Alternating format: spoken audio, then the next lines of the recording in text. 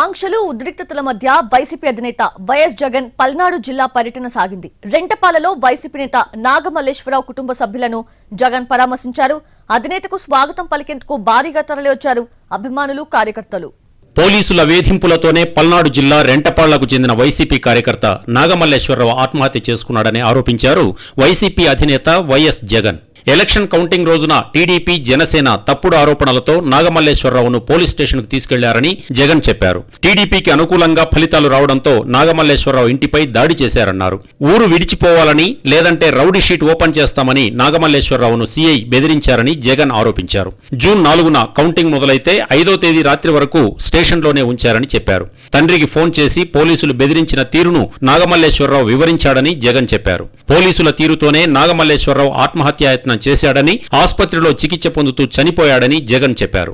పోలీసులు ఏ రకంగా అవమానించారు, పోలీసులు ఏ రకంగా బెదిరించారు, పోలీసులు ఏ రకంగా కొట్టారు, ఇటువంటి విషయాలన్నీ కూడా వాళ్ళ నాన్నకు చివరిసారిగా ఫోన్లో చెప్పి ఆత్మహత్య చేసుకునే కార్యక్రమానికి తాను వెళ్లిపోయాడు. నాగమల్లేశ్వరరావు భార్య, కూతురుకు సీఎం చంద్రబాబు ఏం సమాధానం చెబుతారని జగన్ ప్రశ్నించారు.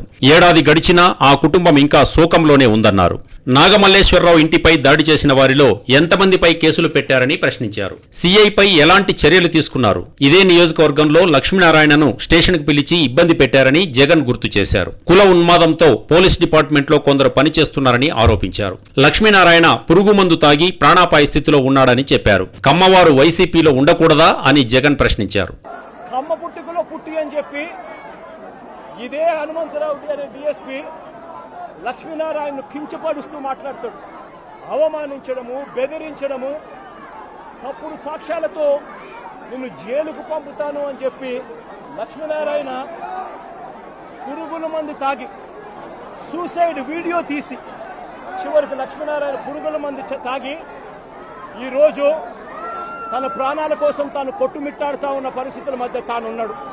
చంద్రబాబు నాయుడు గారిని సూటిగా ఒక మాట అడుగుతా ఉన్నా, ఏమయ్యా చంద్రబాబు, కమ్మవారు మా పార్టీలో ఉంటే ఏమైనా నీకు అభ్యంతరమా చంద్రబాబు అని అడుగుతా ఉన్నా.